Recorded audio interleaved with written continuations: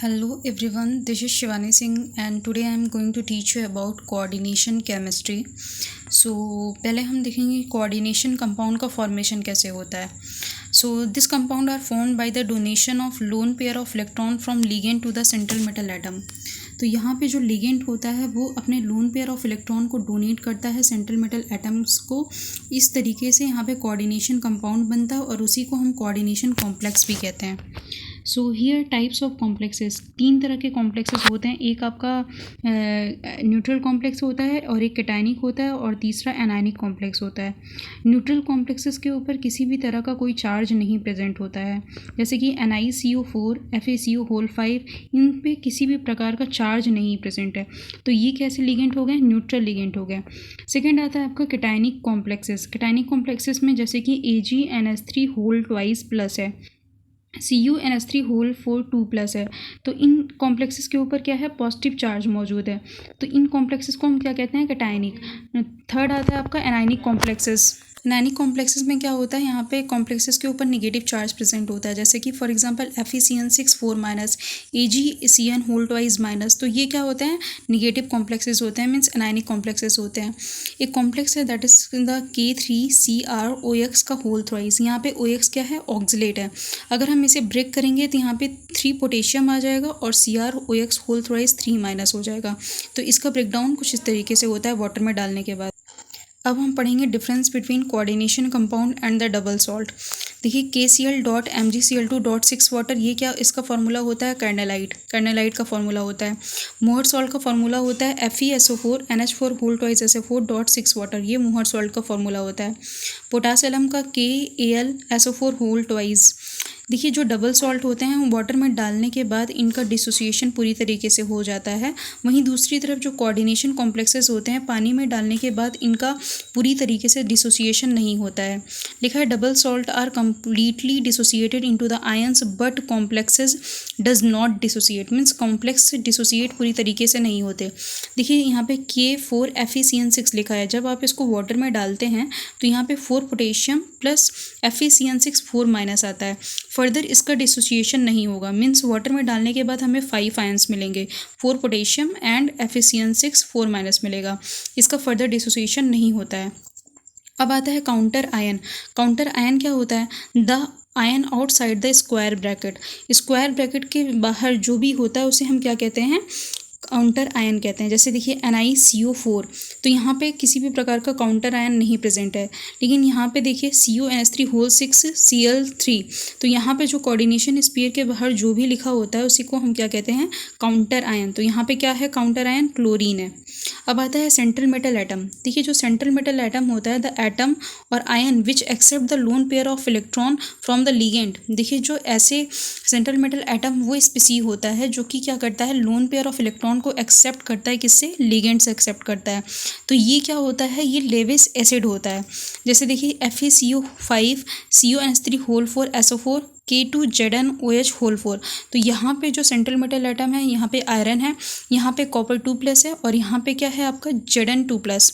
तो वही लिखा है सेंट्रल मेटल एटम क्या होते हैं? लेविस एसिड होते हैं because they contain the back and D orbital.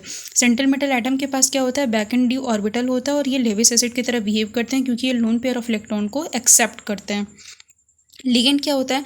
Ligand ऐसे स्पीसीज होते हैं जो कि क्या करते हैं? लोन पेयर ऑफ इलेक्ट्रॉन को सेंट्रल मेटल एटम को डोनेट करते हैं. इसी वजह से ये क्या होते हैं? लेविस बेस होते हैं. देखिए जो लिगेंड होता है वो लेविस बेस होता है. अब लिगेंड भी कई तरीके के होते हैं. सबसे पहले आता है आपका फर्स्ट यूनिडेंटेट लिगेंड. यूनिडेंटेट को हम मोनोडेंटेट भी कहते हैं. It is a formed one coordination bond with the central atom. देखिए जो लिगेंड सेंट्रल मेटल एटम के साथ सिर्फ एक ही बॉन्ड बनाता है उसको हम यूनिडेंटेट लिगेंड कहते हैं. जैसे देखिए आपका हाइड्राइड हो गया, OH हो गया, साइनाइड हो गया, फ्लोरीन, क्लोरीन, ब्रोमीन, आयोडीन और अदर एग्जाम्पल यहाँ पे आपको दिखाए गए. ये सब जिस पे नेगेटिव चार्ज होगा वो एनायनिक होगा और जिस पे पॉजिटिव चार्ज होगा वो क्या हो जाएगा? कैटायनिक हो जाएगा. तो ये क्या करते हैं? सेंट्रल मेटल एटम के साथ एक बॉन्ड बनाते हैं, इसी वजह से हम इनको एनायनिक लिगेंड कहते हैं. जैसे देखिए यहाँ पे कुछ लिगेंड दिए गए हैं NH3 CH3 NH2 pyridine, phosphine, triphenyl phosphine. और ये कुछ न्यूट्रल लिगेंड दिए गए हैं जैसे कि वाटर हो गया, CO हो गया, NO हो गया. ये सब क्या होता है? न्यूट्रल लिगेंड होता है. N2O भी न्यूट्रल लिगेंड होता है. सेकेंड आता है आपका बाइडेंटेट लिगेंड. बाइडेंटेट को हम लोग डाइडेंटेट भी कहते हैं. ये फॉर्म करता है 2 coordination bond with the central metal atom. Central metal atom को दो तरीके से वो क्या करता है, लोन पेयर को डोनेट करता है, जैसे कि आपका ऑक्सलेट हो गया, ग्लाइसिनेट आयन हो गया, इथिलीन डाइअमीन हो गया, और यहाँ पे आपका डाइपेरिडीन हो गया। अगर बात आती है कि बेसिक स्ट्रेंथ पूछा जाए कि इथिलीन डाइअमीन ज़्यादा बेसिक होगा कि डाइपेरिडीन ज़्यादा बेसिक होगा, तो आंसर आएगा आपका इथिलीन डाइअमीन ज़्यादा बेसिक होगा, क्योंकि यहाँ पे आप lone pair of electron easily available करा सकते हैं for donation. But in case of dipyridine, ये जो लोन पेयर ऑफ इलेक्ट्रॉन हो वो रिंग के अंदर डीलोकलाइजेशन होने लगता है उसका, तो यहाँ पे लोन पेयर की अवेलेबिलिटी कम होती है as compare to the ethylene diamine. तो लिखे है ethylene diamine is a more basic than dipyridine because ethylene diamine में जो इलेक्ट्रॉन डोनेशन इजीली हो जाता है। In case of dipyridine electron delocalization is a take place, so electron pair is not easily available for the donation. Third आता है आपका second, उसमें bidentate में आपका एक और एग्जाम्पल आता है that is called the DMG। DMG को बोलते हैं हम डाई मिथाइल ग्लाइऑक्सिम। देखिए यहाँ से भी नाइट्रोजन पे दो लोन पेयर है, एक नाइट्रोजन पे यहाँ है, एक नाइट्रोजन पे यहाँ पे, तो ये भी क्या करेगा, बाइडेंटेड लिगेंड की तरह बिहेव करेगा, और निकल के साथ ये स्ट्रॉन्ग फील्ड लिगेंड की तरह बिहेव करता है। थर्ड आता है आपका ट्राइडेंटेड लिगेंड। ट्राइडेंटेड लिगेंड में देखिए नाइट्रोजन यहाँ से भी डोनेट कर सकता है, यहाँ से भी कर सकता है, और यहाँ से भी। एग्जाम्पल है डाई इथिलीन ट्राईएमीन। फिर आता है आपका टेट्राडेंटेड लिगेंड। यहाँ पे 4 तरीके से डोनेशन हो सकता है, देखिए इस तरीके से। एग्जाम्पल है ट्राई इथाइल टेट्राएमीन। फिर देखिए आपका आता है पेंटाडेंटेड लिगेंड। पेंटाडेंटेड लिगेंड में देखिए 2 नाइट्रोजन डोनेट करेगा और 3 देखिए यहाँ से डोनेट करेंगे, ऑक्सीजन डोनेट करेगा, तो 3 ऑक्सीजन हुए और 2 नाइट्रोजन डोनर की तरह काम कर रहा है। इसमें होगा आपका इथिलीन डाइअमीन ट्राई एसीटेट EDTA3-। ये क्या होता है, पेंटाडेंटेड लिगेंड होता है। नेक्स्ट आता है आपका हेक्साडेंटेड लिगेंड। हेक्साडेंटेड लिगेंड में देखिए यहाँ पे आपको 4 ऑक्सीजन डोनेट करेंगे और 2 नाइट्रोजन डोनेट करेगा, तो इसको हम बोलते हैं EDTA4-, या फिर इसको बोलते हैं इथिलीन डाइअमीन टेट्रा एसीटेट, इसका फुल नाम है। ये हेक्साडेंटेड लिगेंड होता है। देखिए ये किस काम में आता है, ये तो पहले इसका काम है कि softening of water, means hard water को सॉफ्ट बनाने के काम आता है, और लेड पॉइजनिंग को दूर करता है। उसके साथ कैसे लेड पॉइजनिंग को ख़त्म करता है, उसके साथ कॉम्प्लेक्स बना लेता है। अब देखिए नेक्स्ट आता है आपका एम्बीडेंटेड लिगेंड। ऐसा लिगेंड जिसके पास क्या होता है, 2 डोनर एटम होता है, उसको हम एम्बीडेंटेड लिगेंड कहते हैं। मीन्स एक ही लिगेंड में वो दो तरीके से डोनेट कर सकता है। देखिए यहाँ से भी अगर नाइट्रोजन से डोनेट करेगा तो उसे हम नाइट्राइटो N से लिखेंगे, अगर ये ऑक्सीजन से डोनेट करेगा तो हम इसे नाइट्राइटो O लिखेंगे। ठीक उसी प्रकार देखिए यहाँ पे अगर थायोसाइनो है तो अगर वहाँ पे S से डिनोट करेगा तो थायोसाइनाइडो बोलेंगे, और अगर नाइट्रोजन से डोनेट करेगा तो इसको हम आइसोथायोसाइनिडो कहेंगे। फॉर एग्जांपल देखिए यहाँ पे साइनाइड अगर कार्बन से डिनोट कर रहा है, कार्बन के ऊपर जो लोन पेयर है तो उसे हम साइनिडो कहेंगे, और अगर नाइट्रोजन से डोनेट करेगा तो इसको आइसोसाइनिडो कहेंगे। कोऑर्डिनेशन इंटेंसिटी या फिर कोऑर्डिनेशन स्पीयर क्या होता है, the species inside the square bracket. Square bracket के अंदर क्या क्या होता है, आपका सेंट्रल मेटल एटम होता है और लिगेंड होता है, उसी को क्या कहते हैं, कोऑर्डिनेशन इंटेंसिटी या फिर स्पीयर कहते हैं। देखिए ये जो है कोऑर्डिनेशन स्पीयर है, और उसके अंदर क्या है आपका central metal atom that is the copper, और लिगेंड क्या है NH3 का होल 4, ये 4 आपके लिगेंड है।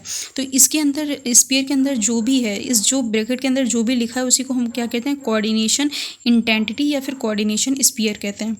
अब आता है आपका कोऑर्डिनेशन पॉलीहेड्रन।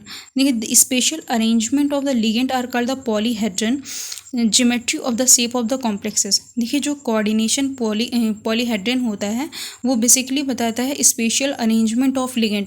लिगेंड का अरेंजमेंट किस तरीके से है, उसी से हम डिसाइड करेंगे कि उस कोऑर्डिनेशन कंपाउंड का शेप क्या होगा, उसकी ज्योमेट्री क्या होगी।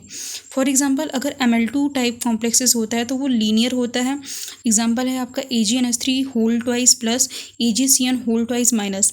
इसमें हाइब्रिडाइजेशन लीनियर का क्या होता है, sp टाइप हाइब्रिडाइजेशन होता है। सेकेंड आता है आपका ML4। ML4 में 2 कंडीशन है, या तो टेट्राहेड्रल हो सकता है या तो स्क्वायर प्लेनर होगा। अगर टेट्राहेड्रल होगा तो sp3 टाइप ऑफ हाइब्रिडाइजेशन होगा, और अगर स्क्वायर प्लेनर होगा तो dsp2 टाइप होगा। जैसे NiCN होल 4 2-, तो CN क्या है, एक स्ट्रॉन्ग फील्ड लिगेंड है तो वो पेयरिंग करा देगा, तो इस वजह से dsp2 हो जाएगा। लेकिन ZnNH4 है तो यहाँ पे क्या हो जाएगा, sp3 टाइप ऑफ हाइब्रिडाइजेशन हो जाएगा, क्योंकि जिंक का जो d ऑर्बिटल है वो फुलफिल होता है, D10 होता है। और देखिए इस तरीके से दिखाया गया है। कॉपर जो है कॉपर NH3 होल 4 2+, ये सब क्या है टेट्राहेड्रल और स्क्वायर प्लानर कॉम्प्लेक्सेस का एग्जांपल दिया गया है। थर्ड आता है आपका ML5 में आपका वो जो ज्योमेट्री होता है उसका होता है ट्राइगोनल बाईपिरामिडल में हाइब्रिडाइजेशन या तो sp3d हो सकता है या तो dsp3 हो सकता है। एग्जांपल है FeCO5। सेकेंड आता है आपका ML6 टाइप ऑफ, जिसका शेप होता है ऑक्टाहेड्रल। इसमें आपका हाइब्रिडाइजेशन sp3d2 हो जाएगा या फिर d2sp3 हो जाएगा। एग्जांपल है FeCN6 4-, इसमें d2sp3 हो जाएगा और यहाँ पे CuNH3 होल 6 3+ एक्सेट्रा।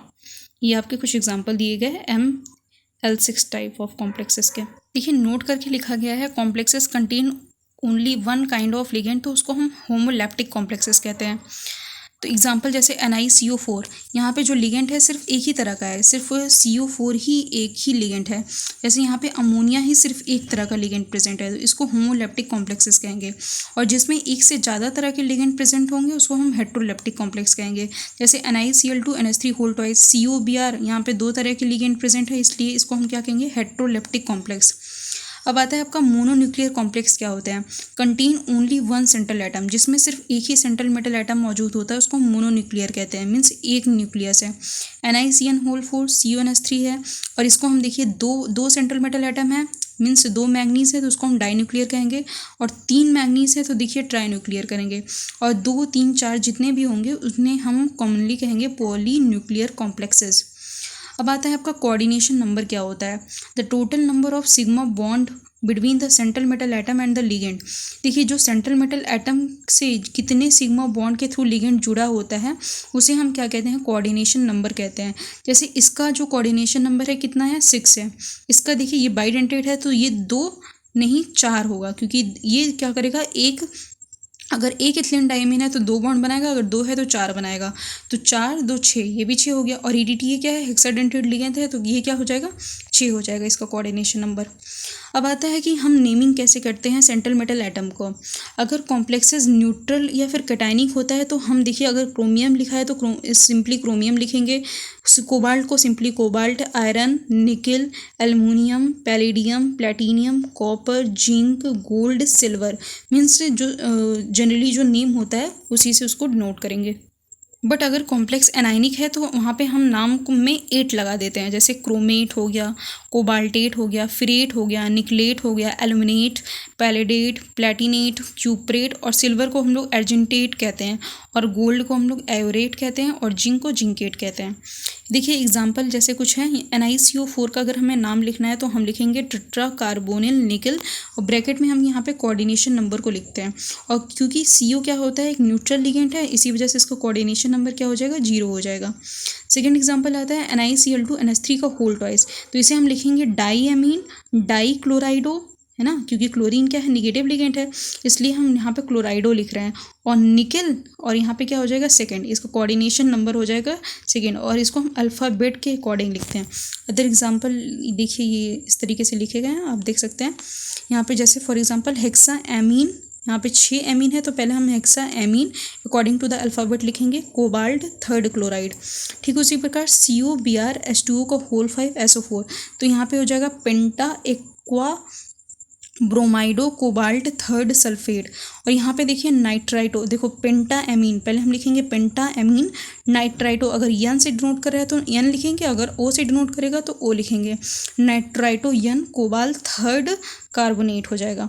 यहाँ पे जो हो जाएगा आपका डाई एमीन सिल्वर, क्योंकि यहाँ पे क्या है, कैटायनिक कॉम्प्लेक्सेस है, अगर यहाँ पे एनाइनिक होता तो यहाँ पे अर्जेंटेट हो जाएगा सिर्फ। यहाँ पे देखिए डाई साइनाइडो अर्जेंटेट फर्स्ट आयन, यहाँ पे FeCN6 4- का हो जाएगा हेक्सा साइनाइडो फिरेट 2। देखिए अब नोट करके लिखा गया है, if ligand contain numerical names di tri then bis use for di and tris use for tri. देखिए अगर कोई लिगेंड 2 बार लिखा है तो उसको विस लिखेंगे, और 3 बार लिखा है तो ट्रिस लिखेंगे। जैसे यहाँ पे 2 बार इथिलीन डाइएमीन लिखा है तो इसको लिखेंगे विस इथिलीन डाइएमीन, इसको लिखेंगे ट्रिस इथिलीन डाइएमीन। देखिए कॉम्प्लेक्सेस में एग्जांपल कुछ दिया गया है, यहाँ पे लिखेंगे tris ethylene diamine cobalt 3rd chloride, इसका नेम हो जाएगा डाईक्लोराइडो, पहले C आएगा तो डाईक्लोराइडो, फिर बिस ethylene diamine cobalt third chloride हो जाएगा। तो यहाँ पे क्या हो जाएगा, डाई एमीन सिल्वर फर्स्ट, और इसका हो जाएगा डाई साइनाइडो अर्जेंटेट फर्स्ट। देखिए नोट करके लिखा गया है प्रूशियन ब्लू का फॉर्मूला। प्रूशियन ब्लू का फॉर्मूला होता है Fe4 FeCN6 होल थ्राइस। इसको हम लैंग्वेज में अगर इसका नेम लिखें तो ये हो जाएगा आयरन थर्ड हेक्सासाइनाइडोफिरेट सेकेंड, क्योंकि ये ब्रेक होगा 4Fe3+ और 3 आगे चला जाएगा 3FeCN6 4-, और इसका कोऑर्डिनेशन नंबर कितना हो जाएगा, इस वाले आयरन का सेकेंड हो जाएगा और इस वाले का थर्ड हो जाएगा। इसीलिए हम इसको लिखेंगे आयरन थर्ड हेक्सासाइनाइडोफिरेट। फिरेट क्यों, क्योंकि ये निगेटिव लिगेंड है, एनायनिक लिगेंड है, इसी वजह से फिरेट आ जाएगा और इसका कोऑर्डिनेशन नंबर सेकेंड आ जाएगा। ठीक है, उसी प्रकार इसका भी देख लीजिए नाम क्या हो जाएगा। इसका हो जाएगा हेक्साएमीन कोबाल्ट थर्ड सल्फेट, क्योंकि क्या है 3 बार है ना, तो यहाँ पे थर्ड सल्फेट हो जाएगा। इसका ब्रेक कुछ इस तरीके से होगा, 2 आगे आ जाएगा जितनी बार है ये, तो 2CONH3 होल 6 3+ हो जाएगा और 3 बाहर आ जाएगा, यहाँ पे 2 इसके ऊपर माइनस हो जाएगा, 3SO4 2-। अब आता है सोडियम नाइट्रोप्रोसाइड। सोडियम नाइट्रोप्रोसाइड बहुत पॉपुलर है। इसका फॉर्मूला होता है Na2FeCN होल 5NO। यहाँ पे जो ये जो होता है इसका नाम अगर हम लिखें तो हो जाएगा सोडियम पेंटासाइनाइडो, इसको हम बोलेंगे नाइट्रोसिल। इसका ऑक्सीडेशन नंबर क्या होता है 1 होता है, तो नाइट्रोसिल फिरेट सेकेंड हो जाएगा। यहाँ पे क्या हो जाएगा, पहले हम सोडियम हेक्सासाइनाइडो नाइट्रोसिल फिरेट सेकेंड हो जाएगा। ये देखिए इसका कोऑर्डिनेशन नंबर इस तरीके से हम आयरन का निकालेंगे। और सोडियम नाइट्रोप्रोसाइड का काम क्या होता है, is use to reduce the high blood pressure और एंटी हाइपरटेंसिव होता है। मीन्स जिसको हाइपरटेंशन होता है उसको सोडियम नाइट्रोप्रोसाइड दिया जाता है और ये हाई ब्लड प्रेशर को रिड्यूस करने में काम आता है। अगर हमें देखिए नाम दिया जाए पेंटाएमीन क्लोराइडो कोबाल्ट थर्ड क्लोराइड, कैसे लिखना है, तो ब्रैकेट में पहले तो 5 पेंटाएमीन हो जाएगा और क्लोराइडो मीन्स ब्रैकेट के अंदर हो जाएगा, कोबाल्ट थर्ड क्लोराइड हो जाएगा, इस तरीके से इसका नाम होगा। अब हम पढ़ेंगे isomerism in the coordination compound. Compounds have the same chemical formula but different in the arrangement of the ligand। देखिए ऐसे कंपाउंड जिनका केमिकल फार्मूला सेम होता है लेकिन उनके लिगेंड का अरेंजमेंट डिफरेंट होने की वजह से कोऑर्डिनेशन कंपाउंड में हमें कुछ तरीके के आइसोमेरिज्म देखने को मिलेंगे। देखिए सबसे पहला आता है आपका structural isomerism. Same chemical formula होता है but different in the nature of chemical bond between the metal and ligand. उसमें क्या होता है, उसको हम बोलते हैं स्ट्रक्चरल आइसोमेरिज्म। स्ट्रक्चरल आइसोमेरिज्म में केमिकल फार्मूला सेम होता है लेकिन nature of chemical bond different होता है मेटल और लिगेंड के बीच में। उसमें फर्स्ट आता है ionisation isomerism. Compound which give different ion in the aqueous solution, उसको हम आयनाइजेशन आइसोमेरिज्म कहते हैं। जैसे COBr NH3 होल 5 SO4 है, आप इसे वाटर में डालते हैं तो ये कुछ इस तरीके से टूटेगा, COBr NH3 होल 5 2+ और SO4 2-। लेकिन आप COSO4 NH3 होल 5 Br को जब वाटर में डालते हैं तो ये इस तरीके से टूट रहा है, COSO4 NH3 होल 5 Br-। तो ये एक दूसरे के क्या है, आयनाइजेशन आइसोमेरिज्म है, क्योंकि यहाँ पे कॉम्प्लेक्स के बाहर सल्फेट है और यहाँ पे ब्रोमीन है। तो for ionisation isomerism compound should have potential ligand, counter ion can have as ligand. देखिए इसको हम क्या कह रहे थे, काउंटर आयन कह रहे थे। मीन्स जो कोऑर्डिनेशन स्पेयर के बाहर होता है उससे हम क्या कहते हैं, काउंटर आयन कहते हैं, या फिर उसी को हम लोग पोटेंशियल लिगेंड कहते हैं। और आयनाइजेशन आइसोमेरिज्म शो होने के लिए तो क्या होना चाहिए, पोटेंशियल लिगेंड होना चाहिए। और वो क्या होता है, ये लिगेंड अंदर वाला लिगेंड और बाहर वाला दोनों अलग अलग होना चाहिए। अगर सेम होगा तब भी नहीं शो करेगा, अगर नहीं प्रेजेंट होगा पोटेंशियल लिगेंड तब भी नहीं शो करेगा। ये आयनाइजेशन आइसोमेरिज्म शो होने की शर्त है। एग्जाम्पल देखिए यहाँ पे K4 FeCN6, तो ये नहीं शो करेगा क्योंकि यहाँ पे पोटेंशियल लिगेंड बाहर कोई मौजूद ही नहीं है। और यहाँ पे देखिए NiCl2 NH3 होल 2, यहाँ भी नहीं शो करेगा क्योंकि यहाँ पे नहीं प्रेजेंट है पोटेंशियल लिगेंड। यहाँ पे देखिए COBr NH3 होल 5 Br2, लेकिन यहाँ पे देखिए अगर हम ब्रोमीन को अंदर डालते हैं कोऑर्डिनेशन स्पेयर के अंदर तो यहाँ भी ब्रोमीन है यहाँ भी ब्रोमीन है, तो ये नहीं शो करेगा क्योंकि डिफरेंट लिगेंड होना चाहिए। लेकिन यहाँ पे जब वाटर में डालेंगे तो COBr NH3 होल 5 Cl2, अगर Cl एक अंदर जाएगा तो ये Br बाहर आ जाएगा, यहाँ पे ClBr हो जाएगा, मीन्स क्लोरीन ब्रोमीन बाहर आ जाएगा। तो ये आयनाइजेशन आइसोमेरिज्म शो करेगा। तो शर्त है, पहली शर्त है पोटेंशियल लिगेंड होना चाहिए और डिफरेंट पोटेंशियल लिगेंड होना चाहिए ब्रैकेट के बाहर और ब्रैकेट के अंदर। सेकेंड आइसोमेरिज्म आता है आपका linkage isomerism. For the linkage isomerism show करने के लिए कंपाउंड के अंदर एम्बिडेंटेड लिगेंड होना चाहिए। लिखा है for linkage complexes should have ambidentate ligand. जैसे देखिए कोबाल्ट NO2 NH3 का होल 5 2+, यहाँ पे अगर ये नाइट्रोजन से डिनोट करेगा और यहाँ पे ये ऑक्सीजन से डिनोट करेगा, तो ये दोनों आपस में क्या है, लिंकेज आइसोमेरिज्म है। जैसे NO2 का ONO हो जाएगा, साइनाइडो का आइसोसाइनाइड हो जाएगा, थाईसाइनाइडो का आइसोथायोसाइनाइडो हो जाएगा। सॉल्वेंट और हाइड्रेट आइसोमेरिज्म में क्या होता है, इसमें as a ligand water present होता है। देखिए isomerism different in the number of water molecule present as a ligand. जैसे यहाँ पे क्रोमीन के साथ 6 वाटर मॉलिक्यूल हैं और यहाँ पे Cl3, लेकिन अगर इसका हम अरेंजमेंट कुछ इस तरीके से भी कर सकते हैं, 5 वाटर को अंदर रखें, 1 वाटर को बाहर निकाल के इस तरीके से लिख सकते हैं। तो ये दोनों आपस में क्या कहलाएंगे, हाइड्रेट आइसोमेरिज्म कहलाएंगे। अब देखिए ये कंपाउंड दिया गया, इसमें पूछ रहा है कि कितने तरीके के आइसोमेरिज्म ये शो करेगा। तो वाटर प्रेजेंट है तो इस वजह से सॉल्वेंट वाला मीन्स हाइड्रेट आइसोमेरिज्म शो करेगा। NO2 है मीन्स क्या है, एमिडेंटेड लिगेंड है, तो ONO या फिर नाइट्रोजन से भी डिनोट कर सकता है, ऑक्सीजन से भी, तो लिंकेज भी शो करेगा। और यहाँ पे देखिए पोटेंशियल लिगेंड नाइट्रेट NO2 है और ब्रोमीन, दोनों डिफरेंट है, तो ये ब्रोमीन बाहर जा सकता है और NO2 अंदर आ सकता है, मीन्स एनाइजेशन भी होगा। सॉल्वेंट होगा, एनाइजेशन होगा, लिंकेज आइसोमेरिज्म होगा। ये सभी तरीके के आइसोमेरिज्म ये कॉम्प्लेक्स शो करेगा। लास्ट आता है आपका कोऑर्डिनेशन आइसोमेरिज्म। कोऑर्डिनेशन आइसोमेरिज्म ऐसे कॉम्प्लेक्सेस शो करते हैं contain both cationic and anionic intensities with the central metal atom. देखिए इसे हम एग्जांपल से समझते हैं। जैसे CuNH3 होल 6 CrCN6 है, तो ये जो लिगेंड है इसके साथ हो जाएगा और इसका जो लिगेंड है इसके साथ हो जाएगा, मीन्स लिगेंड की अदला बदली हो जाती है। देखिए क्रोमीन के साथ पहले साइनाइड था तो अमोनिया आ जाएगा, और कोबाल्ट के साथ अमोनिया था तो अब क्या आ जाएगा, साइनाइड हो जाएगा। तो ये आपस में क्या है, ये दोनों आपस में कोऑर्डिनेशन आइसोमेरिज्म है। लेकिन यहाँ पे देखिए, यहाँ पे नहीं होगा क्योंकि यहाँ पे सेंट्रल मेटल एटम दोनों में सिल्वर है, तो यहाँ पे does not coordination isomerism because central metal atom same है यहाँ पे। अब आता है आपका स्टीरियो आइसोमेरिज्म। नेक्स्ट है आपका स्टीरियो आइसोमेरिज्म। स्टीरियो आइसोमेरिज्म ऐसे compound which have the same chemical formula but same chemical bond but different in the special arrangement of ligand around the central metal atom. इसमें क्या होता है, compound का chemical formula भी same होता है, chemical bond भी सेम होता है मेटल और लिगेंड के बीच में, लेकिन special arrangement of ligand around the central metal atom जो होता है वो डिफरेंट होता है। देखिए स्टीरियो आइसोमेरिज्म में आपका पहला आता है ज्योमेट्रिकल आइसोमेरिज्म। तो it is observed in the complexes having the coordination number 4 और 6। ज्योमेट्रिकल आइसोमेरिज्म उसमें से होगा जिनका कोऑर्डिनेशन नंबर या तो 4 होगा या तो 6 होगा। अगर कोऑर्डिनेशन नंबर 4 है तो कॉम्प्लेक्स हो सकता है टेट्राहेड्रल हो या फिर स्क्वायर प्लेनर हो। अगर जो टेट्राहेड्रल कॉम्प्लेक्सेस होते हैं वो ज्योमेट्रिकल आइसोमेरिज्म बेसिकली नहीं शो करते हैं, क्योंकि उनके चारों तरफ जो लिगेंड का पोजीशन होता है around the central metal atom remain same होता है। इसी वजह से टेट्राहेड्रल कॉम्प्लेक्सेस क्या होते हैं, ज्योमेट्रिकल आइसोमेरिज्म नहीं शो करते हैं, और जो स्क्वायर प्लेनर कॉम्प्लेक्सेस होंगे वो ज्योमेट्रिकल आइसोमेरिज्म शो करेंगे।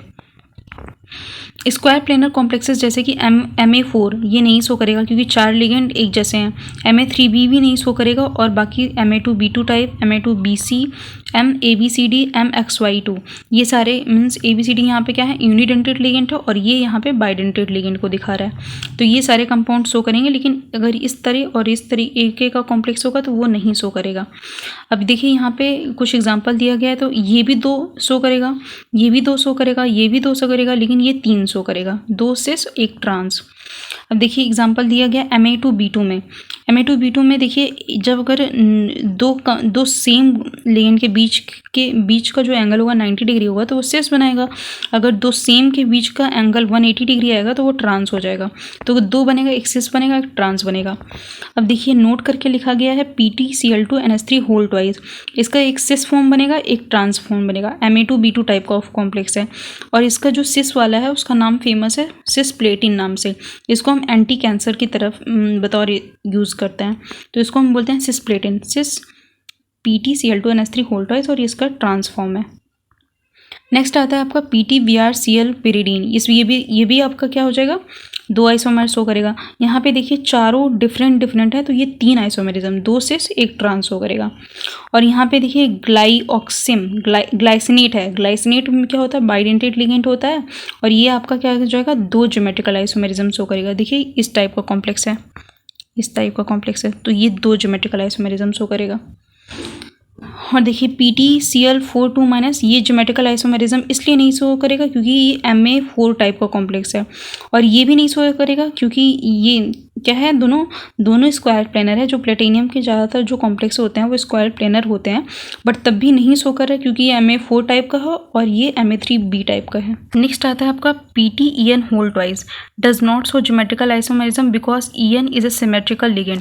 देखिए ये शो करता अगर ये अनसिमेट्रिकल लिगेंड होता, लेकिन इथिलीन डायमीन एक सिमेट्रिकल लिगेंड है, इसी वजह से ये शो नहीं करेगा।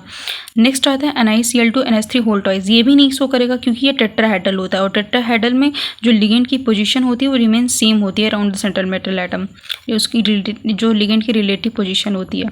NiCN4 ये स्क्वायर प्लेनर है। देखिए यहाँ पे जो NiCN42- है ये स्क्वायर प्लेनर कॉम्प्लेक्स है, लेकिन ये Ma4 टाइप का कॉम्प्लेक्स है, इसी वजह से ज्योमेट्रिकल आइसोमेरिज्म नहीं शो करेगा। Does not show geometrical isomerism due to the Ma4 type shape is square planar. और जो प्लेटिनियम और पैडिलियम के कॉम्प्लेक्सेस होते हैं वो ज़्यादातर क्या होते हैं, स्क्वायरल प्लेनर होते हैं, ऑलवेज स्क्वायर प्लेनर होते हैं। ऑक्टाहेड्रल कॉम्प्लेक्स मीन्स अगर कोऑर्डिनेशन नंबर अब तक हमने देखा जिनका 4 था, अब हम देखेंगे कोऑर्डिनेशन नंबर जिनका 6 होगा।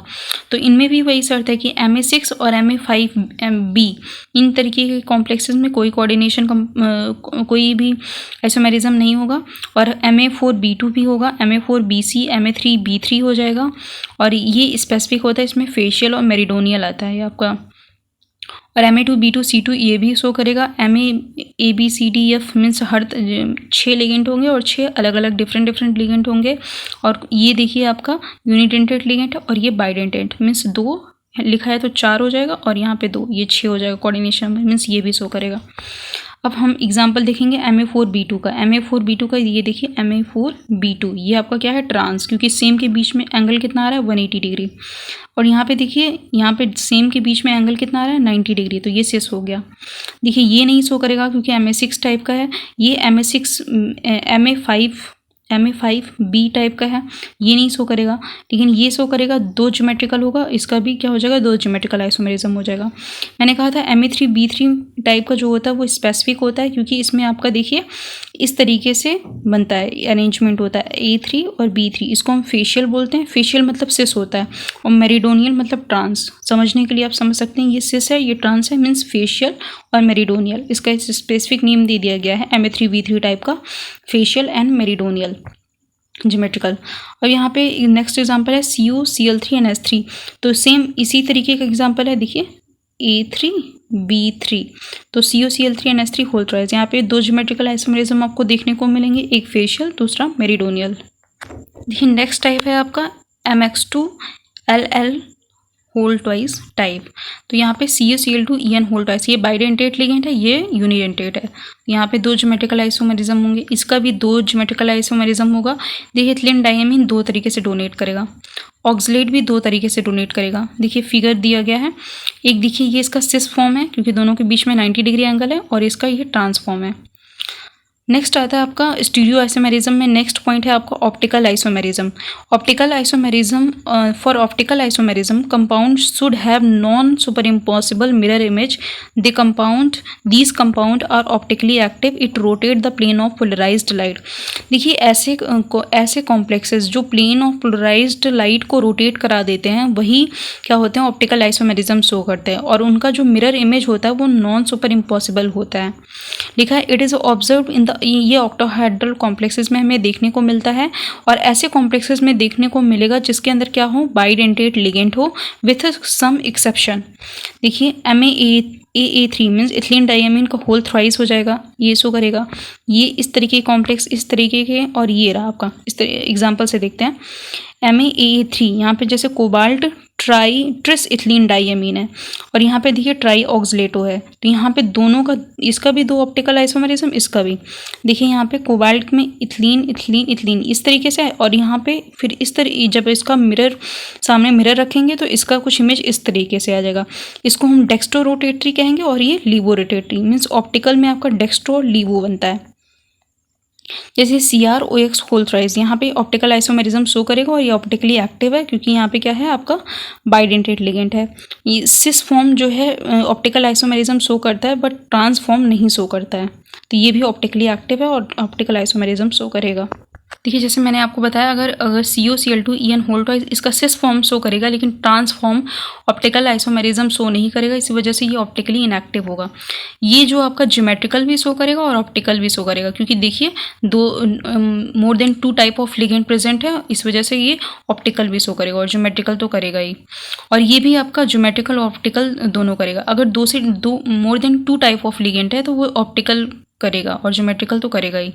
Mn3V3 ये आपका वही फेशियल और मेरिडोनियल शो करेगा, ये सिर्फ और सिर्फ ज्योमेट्रिकल शो करेगा, ऑप्टिकल नहीं। लिखा है देखिए, show only geometrical but not optical because for optical isomerism 2 से ज़्यादा मीन्स 2 से ज़्यादा अलग अलग तरीके के लिगेंड होने चाहिए। More than 2 kind of ligand are required. देखिए ये क्या करेगा, यह सिर्फ और सिर्फ आपका ऑप्टिकल आइसोमेरिज्म शो करेगा क्योंकि EDTA क्या है, हेक्साडेंटेड लिगेंड है। क्वेश्चन पूछा गया है find the total number of stereo isomerism of the compound. तो इसका कितना हो जाएगा, इसका 2 हो जाएगा, इसका भी 2 हो जाएगा और बट इसका 3 हो जाएगा। इसमें 2 सीस बन जाएगा और एक ट्रांस बनेगा आपका। Thank you so much everyone. If you like the video then don't forget to subscribe my channel.